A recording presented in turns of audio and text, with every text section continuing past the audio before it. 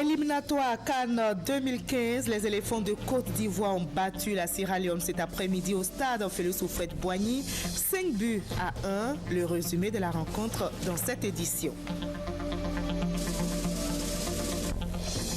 À la primature, ce vendredi, 2 conventions portant sur l'emploi des jeunes ont été signées. La gestion des routes et Sodefort ont signé un partenariat avec le programme d'assistance post-crise. Demain samedi 15 novembre sera célébrée la journée nationale de la paix à la Fondation Félix Houphouët-Boigny de Yamoussoukro. Le gouvernement invite les Ivoiriens à conjuguer leurs efforts pour consolider la paix en Côte d'Ivoire. Et Amadou Kourouma, écrivain ivoirien décédé à Lyon en France le 11 décembre 2003. 11 ans après, les restes d'Amadou Kourouma ont été inhumés cet après-midi au cimetière de Williamsville dans la commune d'Adjamé. Bonsoir à tous. Merci de choisir le journal du RTI 1 pour vous informer. La victoire à tout prix, les éléphants de Côte d'Ivoire l'ont emporté face à la Sierra Leone cet après-midi au stade Félix Houphouët-Boigny, 5 buts à 1. Match comptant pour la 5e journée des éliminatoires de la CAN 2015. On fait le résumé avec Ange Assoukro. On espère que cette maladie sera avec lui. Les éléphants retrouvent la pelouse du stade Houphouët-Boigny avec la ferme intention de se relancer dans la course à la CAN 2015 après la défaite à domicile face à la RD Congo. Rappelé au sein du groupe, Habib Kolo Touré montre rapidement le chemin à suivre aux plus jeunes, 1 but à 0. Curieusement, ce but intervenu très tôt ne libère pas les éléphants qui concèdent l'égalisation avant la fin de la première période. Après le repos, les Ivoiriens retrouvent leur inspiration de début de partie. Geoffroy Sérédier, l'homme du match, fait des merveilles au milieu de terrain. Salomon Kalou donne l'avantage aux éléphants. Il est imité par Max-Alain Gradel, puis par Gervais Kwasi-Yao. Salomon Kalou réussit le doublé et clôt la marque à 5 buts à 1. Avec cette large victoire, les éléphants de Côte d'Ivoire ont dorénavant leur destin entre les mains en attendant le dernier match du groupe D le mercredi 19 octobre 2014 face au Cameroun. Beaucoup de soucis. Et la nouvelle est tombée aujourd'hui. La Coupe d'Afrique des Nations 2015 aura lieu en Guinée équatoriale. Ainsi en a décidé la Confédération africaine de football. La Guinée équatoriale, qui avait co-organisé la CAN 2012 avec le Gabon, remplace donc le Maroc, écarté pour avoir demandé le report de la compétition par peur du virus Ebola. La CAN 2015 se jouera donc en Guinée équatoriale du 17 janvier au 8 février 2015. Prenons à présent la direction de la primature où 2 conventions portant sur l'emploi des jeunes ont été signées. Aujourd'hui donc, l'AGEROUTE, l'agence de gestion des routes et la Sodefort ont signé un partenariat avec le programme d'assistance post-crise. Ces conventions ont été signées en présence du chef du gouvernement ivoirien. On fait le résumé avec notre reporter Sidonie Davila. La signature de convention entre le projet d'assistance post-crise PAPC et l'agence de gestion des routes, AGEROUTE d'une part, et la société de développement des forêts Sodefort et le PAPC d'autre part, marque officiellement la volonté de collaboration de ces entités. La première convention d'un montant de 3 600 millions de francs CFA, signée avec AGEROUTE, permettra l'entretien de 835 km de routes, dont 560 km de routes interurbaines, et de réduire ainsi la sécurité routière. La deuxième convention avec la Sodefort a un coût de 487 millions de francs CFA. Elle va mettre au travail 1000 jeunes à travers l'entretien et le reboisement de 2000 hectares de forêts classées dans le département de Djiglo, Korogo et Boaké. Les directeurs généraux de l'AGEROUTE et de la Sodefort ont exprimé leur intérêt pour ces projets qui renforcent leur capacité opérationnelle. La Banque mondiale, partenaire du PAPC, pour qui l'emploi des jeunes revêt une importance toute particulière, se réjouit des opportunités d'insertion offertes aux jeunes par les différents projets. Le Premier ministre, qui relève une implication satisfaisante de la Banque mondiale dans les projets à l'ordre du jour, souhaite qu'ils soient davantage soutenus. La cérémonie de ce jour est d'une haute portée sociale et économique. C'est pourquoi j'invite les autorités politiques et administratives ici présentes, en particulier les présidents des conseils régionaux et les maires des localités concernées, à se les approprier et à s'y investir pour en garantir le succès dans leurs localités respectives. La signature de ces deux conventions marque pour le projet d'assistance post-crise PAPC le démarrage de ces activités de réintégration des jeunes dans le tissu économique. Plus de 6 000 nouveaux emplois sont ainsi créés dans le cadre du projet développé avec l'AGEROUTE et 1000 autres dans celui qui a cours avec la SODEFOR. Hier, à la primature, le Premier ministre a échangé avec les personnes impliquées dans la gestion du C2D, contrat de désendettement et de développement. La phase 2 du contrat est lancée avec une enveloppe de plus de 700 milliards de francs CFA. Daniel Kablan-Duncan s'est aussi entretenu avec la directrice exécutive du Centre de commerce international à Genève. Le récit du Gavé-Blé. Comment aider les petites et moyennes entreprises nationales à s'insérer au mieux sur les marchés régionaux? Cette préoccupation était au centre des échanges qu'a eu le Premier ministre Daniel Kablan-Duncan avec la directrice exécutive du Centre de commerce international de Genève en Suisse. Une feuille de route est née de la volonté du gouvernement d'aider au développement des PME nationales. Sa mise en œuvre se fera avec l'aide du CCI. Il y a des actions qui sont déjà en train de prendre son chemin, mais le plus important, c'est maintenant d'avoir un plan pour la mise en œuvre dans la totalité de cette stratégie. Objectif, c'est diversification des exportations de la Côte d'Ivoire. Objectif, c'est plus de valeur ajoutée captés par les entreprises en Côte d'Ivoire, donc exporter des produits un peu plus transformés de manière à ce que les prix puissent revenir aux producteurs en Côte d'Ivoire. Troisièmement, faire en sorte qu'il y ait plus de petites et moyennes entreprises qui participent au commerce international. Le premier C2D donne satisfaction. Tous ces programmes sont en cours et les montants sont décaissés à hauteur de 85%. Conséquence positive de cette situation, il y aura un deuxième C2D.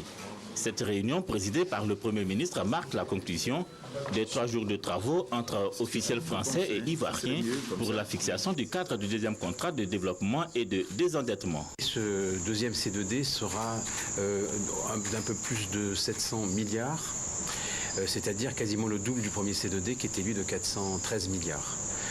Les 6 secteurs de concentration sont maintenus puisque nous sommes en vitesse de croisière. Il faut continuer ce qui a été lancé, ce qui a été engagé. Je rappelle ces 6 secteurs. Donc c'est éducation, formation, emploi pour le premier. Le secteur de la santé, le secteur du développement rural, le secteur du développement urbain dans lequel il y aura la décentralisation, le secteur des infrastructures, et un secteur donc consacré à la justice. Le contrat de développement et de désendettement C2D a été signé entre la République française et la République de Côte d'Ivoire le 1er décembre 2012. Demain, samedi 15 novembre, sera célébrée la Journée nationale de la paix. La cérémonie officielle aura lieu à la Fondation Félix Houphouët-Boigny de la recherche de la paix à Yamoussoukro. Le gouvernement invite les Ivoiriens à conjuguer leurs efforts pour consolider la paix en Côte d'Ivoire. Le reportage de Gabriel Zani. Aujourd'hui, il n'y a pas un Ivoirien qui n'aspire à la paix. La paix, devenue une denrée rare du fait de la décennie de crise sociopolitique, est en train de revenir petit à petit dans le pays sous l'impulsion du gouvernement. Pour la célébration de la Journée nationale de la paix, le samedi 15 novembre, la ministre de la Solidarité a livré un message rassembleur. Les stigmates de plusieurs années de déchirement interne, la recherche acharnée de la paix véritable et définitive devront conduire à une reconstruction inclusive, harmonieuse, pour un développement durable s'impose à tous comme un défi à relever. Pour la consolidation de la paix dans le pays, Anne Désiré Ouloto met en avant l'implication des femmes, même si la paix n'est pas seulement une affaire de femmes. La commémoration de l'édition 2014 de la Journée nationale de la paix a pour thème principal « Femmes et paix, quel défi pour une Côte d'Ivoire émergente à l'horizon 2020 » qui vise à montrer, si besoin en était encore, le rôle déterminant qu'ont toujours joué et que peuvent encore jouer les femmes dans la recherche, la consolidation et la promotion de la paix. Pour cette 14e édition de la Journée nationale de la paix, la cérémonie officielle se tiendra à Yamoussoukro. Sans distinction ethnique, religieuse ou politique, l'institution de cette journée en 1996 était une invitation faite à tous les Ivoiriens pour épouser la culture de la paix, dont l'un des apôtres reste Félix Houphouët-Boigny, le premier président de la République de Côte d'Ivoire. Il n'a cessé de répéter que la paix n'est pas un vain mot, mais un comportement. Et à propos de cette journée nationale de la paix, le ministre d'État, ministre de l'Emploi, des Affaires sociales et de la formation professionnelle communique. Demain samedi 15 novembre 2014, journée nationale de la paix déclarée jour férié et chômé sur toute l'étendue du territoire national. Le ministère de l'Environnement, de la Salubrité urbaine et du Développement durable est en campagne de sensibilisation. Après la suppression des sachets plastiques, le ministère invite les populations à utiliser les sacs réutilisables. Ces sacs écologiques sont moins nuisibles pour l'environnement. Le top départ donc de cette campagne a été donné par le ministre de l'Environnement dans un supermarché dans la commune de Makori. Le reportage de Grace Kando. Un supermarché dans la commune de Makori. À l'intérieur, des clients venus faire des emplettes. Au lieu et place des sachets plastiques, les clients sont désormais servis dans des sacs réutilisables fabriqués localement. Les sacs sont facturés dans les achats des clients et les sacs sont à 500 francs. Ce sac peut vous servir pendant plusieurs années. Vous faites les achats, voilà, vous partez avec les achats. Quand vous revenez, que vous avez avec le sac, quand vous revenez, que vous avez oublié le sac à la maison, vous réachetez encore les sacs. Je viens d'acheter un sac biodégradable. On peut le réutiliser plusieurs fois et protège aussi l'environnement. Le ministre de l'Environnement, de la Salubrité urbaine et du Développement durable soutient cette action. Pour Alakwadjo Rémy, les sachets plastiques causent beaucoup de désagréments. Il suffit qu'il pleuve. L'eau charrie ces sachets plastiques et les endroits qui ont été nettoyés la veille redeviennent sales. Tous les ouvrages d'assainissement sont bouchés et nous sommes témoins de ce qu'est devenu la lagune suite à la destruction de ces ouvrages d'assainissement par les sachets plastiques. Je voudrais donc féliciter tous les distributeurs de Côte d'Ivoire qui nous accompagnent aujourd'hui dans cette campagne. Ces sacs réutilisables ont des retombées sur le plan économique. Pour rappel, la mesure d'interdiction de l'utilisation des sachets plastiques prise par le gouvernement est entrée dans sa phase active depuis le 8 novembre 2014. Le gouvernement vient de lancer le programme national de santé scolaire et universitaire. L'objectif est d'améliorer la santé des élèves, lutter contre l'absentéisme et l'échec scolaire. La ministre de la Santé et de la lutte contre le sida et la ministre de l'Éducation nationale et de l'enseignement technique ont pris part justement à ce lancement. C'était dans la commune d'Abobo, Chriselunda, Serge Gungome. Selon les données recueillies au titre de l'année scolaire 2013-2014, ce sont plus de 40 000 affections bucco-dentaires et plus de 10 000 affections ophtalmologiques qui ont été constatées dans les établissements.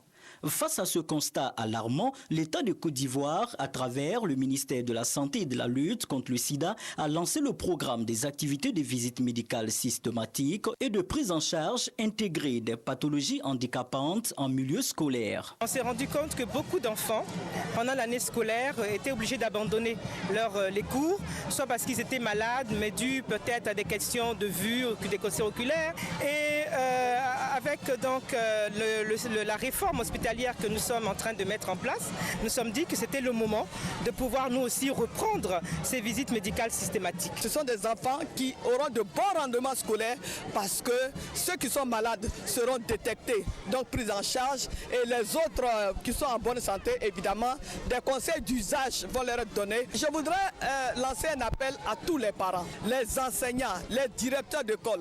Je voudrais que tous fassent en sorte que tous les élèves puissent participer à cette opération-là. Le directeur d'Abobo Nord, quant à lui, s'est réjoui du choix de son établissement pour le lancement du programme. Démarré à Abobo, le programme national de la santé scolaire et universitaire s'étendra sur tout le territoire national. L'opération d'orientation des bacheliers 2014 a démarré depuis le mardi 11 novembre 2014 et est entièrement gratuite. Cette opération concerne l'ensemble des bacheliers 2014 et se déroule uniquement sur le site web www.orientation.étudiant.edu.ci. Les préinscriptions faites initialement sur le site www.dorexci.net de la Dorex ne sont plus valables. Les étudiants 2014 dont le numéro de table n'existe pas sur la plateforme d'orientation doivent s'adresser au service de la DECO. Enfin, l'opération d'orientation dans les grandes écoles privées démarrera le mercredi 19 novembre 2014, signé du ministre Niamey Kona. La Côte d'Ivoire veut se doter d'une stratégie nationale de politique migratoire.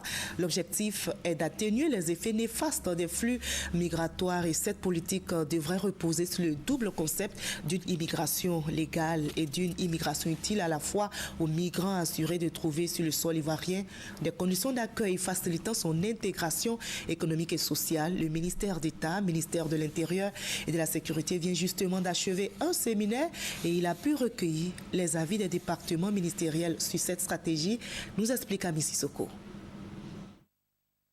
200 millions, c'est le nombre de migrants dans le monde. En Côte d'Ivoire, ils constituent plus de 12% de la population totale, selon la Direction de la population des Nations Unies. Pour protéger ces migrants et voir dans quelle mesure leur contribution pourra aider au développement du pays, la Côte d'Ivoire élabore un document sur la stratégie nationale de la politique migratoire. Le projet est piloté par le ministère d'État, ministère de l'Intérieur et de la Sécurité et l'Organisation internationale pour les migrants, OIM. C'est un document de l'avant-projet de la stratégie nationale pour la politique migratoire qui a été proposé à tous les départements ministériels afin de pouvoir recueillir les inputs pour en traduire à une stratégie nationale. Cette vision stratégique, nous l'avons voulu conforme à la tradition d'hospitalité de la Côte d'Ivoire, protectrice des migrants, mais aussi soucieuse des grands équilibres économiques et garante de la sécurité et de la sûreté de notre État. La migration n'est pas sans conséquences. Selon les participants, elle doit être régie par des critères. Les critères ont été définis et les critères tiennent en compte donc la question d'âge, la question donc la compétence linguistique, la question de niveau d'études, la question également de l'expérience professionnelle. Ils viennent souvent pour avoir de l'emploi. Est-ce qu'il y a besoin donc d'emploi en Côte d'Ivoire? Est-ce qu'une bonne planification est faite? Est-ce que les infrastructures socio-économiques existent pour qu'on puisse les soigner, pour qu'on puisse les éduquer en cas de besoin? La stratégie nationale de la politique migratoire devrait, selon le ministère d'État, ministère de l'Intérieur et de la Sécurité, contribuer à l'émergence de la Côte d'Ivoire à l'horizon 2020. L'interdiction de pêche dans les eaux de lagune, dans les localités de Dabou et de Jacquesville, a été levée. L'annonce a été faite hier par le ministre des Ressources animales et halieutiques, Kwasi Ayumani. Dès demain donc, les acteurs du secteur de la pêche pourront reprendre leurs activités suspendues depuis plus d'un an. On en sait plus avec Michel Digri. À partir de ce samedi 15 novembre, les populations de Jacquesville et celles de Dabou pourront à nouveau embarquer dans leurs pirogues pour pratiquer la pêche dans les eaux de lagune sans être inquiétés. Après 18 mois d'interdiction de pêche, suite à la mort massive de poissons dans ces eaux, le ministre Kobena Kwasi Ayumani a annoncé la levée de cette mesure gouvernementale. Après 18 mois et après les analyses des eaux et poissons, nous avons compris que désormais il est possible de pêcher dans les eaux qui étaient menacées. Et il est tout à fait normal qu'en tant que membre du gouvernement, nous venions apporter la bonne nouvelle pour dire à nos parents, pêcheurs, que désormais la pêche est réouverte du côté donc de ces localités-là. Les acteurs du secteur de la pêche ont fortement été éprouvés au cours de ces 18 mois. C'est pourquoi le gouvernement s'engage à les aider à la redynamisation de leur filière. À cet effet, le ministre Kobena Kwasi Ayumani a procédé à la mise en place d'un fonds de solidarité qui contribuera à la relance des activités des pêcheurs. Pour la page politique de cette édition, commençons par la tournée de la ministre Afoussiata Bamba Lamine. Après Bingerville, Plateau et Cocody, l'émissaire du RDR a mis le cap sur Atekoubé. Afoussiata Bamba Lamine a échangé avec les populations. Elle les a invités à soutenir la candidature du président Alassane Ouattara à la présidentielle de 2015. Le témoignage de Sidonie Davila. À Atekoubé, comme cela a été le cas dans les autres communes où elle est passée, Afoussiata Bamba Lamine a expliqué aux populations l'importance pour elle d'adhérer à l'appel de Daoukro. Pour mieux faire passer son message, elle leur a surtout expliqué les raisons qui sous-tendent cet appel qualifié d'historique. Suite à l'appel qui a été lancé par le président Bédié, qui trouve son fondement dans l'appel de 1958 qui a été lancé également par feu le président fondateur de notre nation, le président Houphouët-Boigny, de s'unir pour accéder à l'indépendance pour la Côte d'Ivoire et ensuite accéder donc à la magistrature suprême. De la même façon, cet appel de Daoukro lancé par le président Bédié est aussi un appel à s'unir autour de notre président pour lui donner un second mandat. Pour les militants et les populations déjà conquis par le message, cette rencontre est l'occasion de dire à l'émissaire du RDR qu'ils sont tous prêts à donner leur voix pour la réélection du président Alassane Ouattara en 2015. Notons qu'avant cette dernière étape dans la commune d'Atekoubé, la ministre Afoussiata Bamba Lamine était dans la matinée à la rue Lépic à Cocody pour également inviter les Ivoiriens à l'union en vue de permettre au chef de l'État de poursuivre avec eux la reconstruction de la Côte d'Ivoire pour une nation forte et prospère. Les secrétaires départementaux du Rassemblement des Républicains sont en séminaire depuis ce matin. La rencontre qui se tient au siège du parti à Cocody vise à renforcer leurs capacités. C'est une initiative du secrétariat général adjoint du RDR chargé de l'administration, de l'organisation et du patrimoine. Maïsako.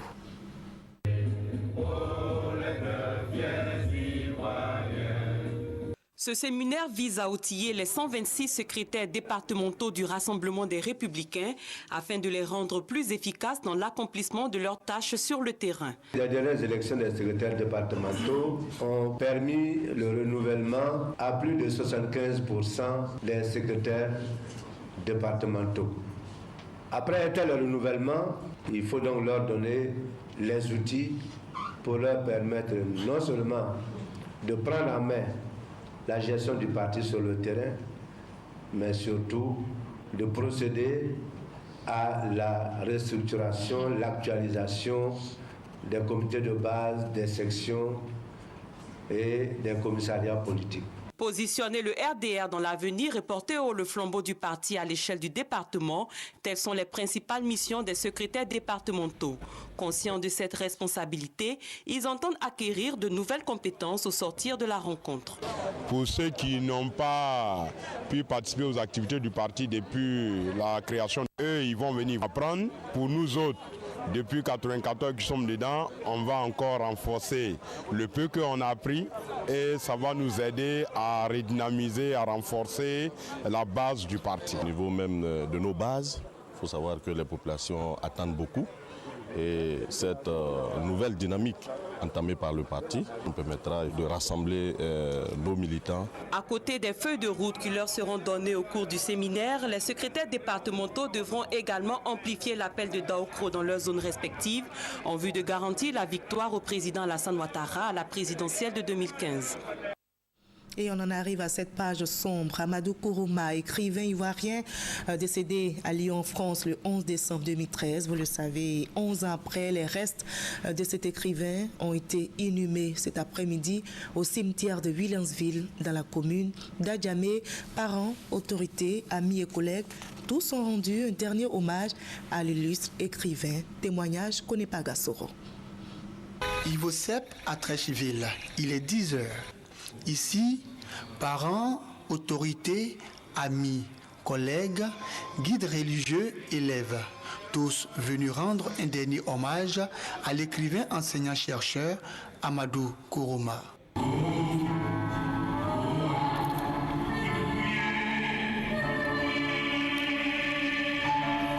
Quelques années après son décès, ses restes sont de retour dans son pays natal, la Côte d'Ivoire.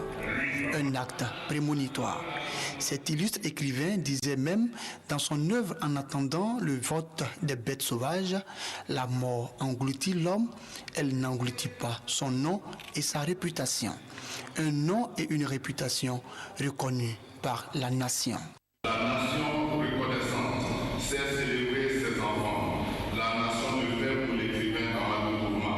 C'est donc à juste titre de l'État de Côte d'Ivoire lui décerne une ultime décoration. En plus des décorations reçues de son vivant, Amadou Kourouma a été fait grand officier de l'Ordre national à titre posthume par la grande chancelière de l'Ordre national, Henriette Dagri Diabaté. Après les hommages, direction le cimetière de Williamsville dans la commune d'Adjamé. Là, les restes d'Amadou Kourouma sont inhumés. 11 ans après, l'émotion est toujours grande. L'époux, le père, le grand-père, le collègue, en somme, l'écrivain Amadou Kourouma part laissant derrière lui une femme, 4 enfants et 2 petits-enfants. Adieu le maître, adieu l'enseignant, adieu l'artiste, adieu Amadou Kourouma, repose en paix.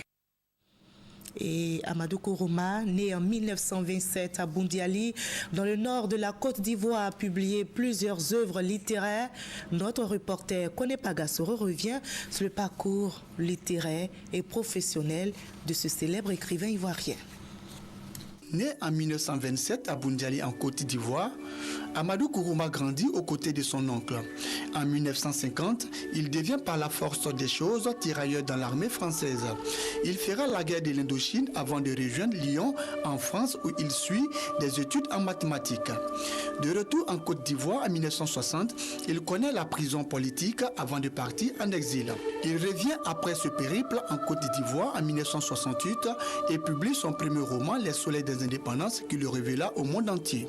20 ans plus tard, il publie son deuxième livre, Monnaie, outrage et défis, et c'est en 1998 qu'Amadou Kourouma publie En attendant le vote des bêtes sauvages, une œuvre qui remporte le prix du livre Inter.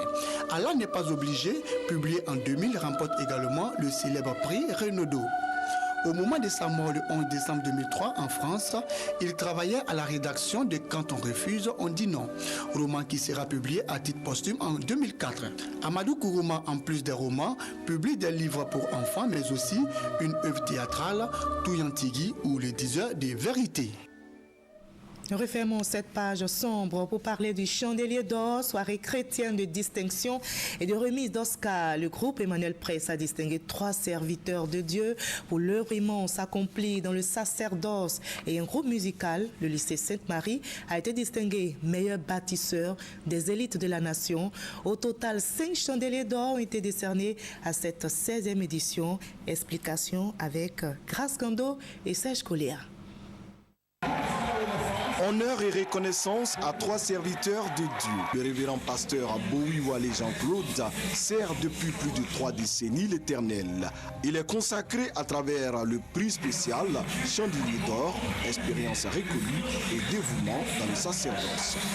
Le révérend apôtre Séraphin Luboya, le jeune président des églises évangéliques Amis de Jésus-Christ, a été désigné Chandelier d'Or, persévérance et miracle de la foi. Le révérend pasteur Evert Yahi a reçu le prix spécial Chandelier d'Or, responsabilité et obéissance pour la gloire de Dieu. Et le fait d'être reconnu va davantage créer en nous une motivation pour l'avancement de l'œuvre de Dieu en Côte d'Ivoire. Pour Yves Djiké du groupe Emmanuel Presse, l'engagement constant dans l'œuvre de l'Éternel, la longévité dans le sacerdoce et surtout le dévouement et l'influence positive de ses guides religieux sur le peuple de Dieu ont motivé le choix du groupe Emmanuel Presse. Des serviteurs de Dieu qui sont cachés dans l'ombre, mais que nous avons besoin de révéler à la face de la nation ivoirienne et du monde afin que l'exemple serve. Le thème émergence, la Côte d'Ivoire arrive, donne l'occasion cette année de distinguer le lycée d'excellence Sainte-Marie qui reçoit le prix du meilleur bâtisseur des élites de la nation.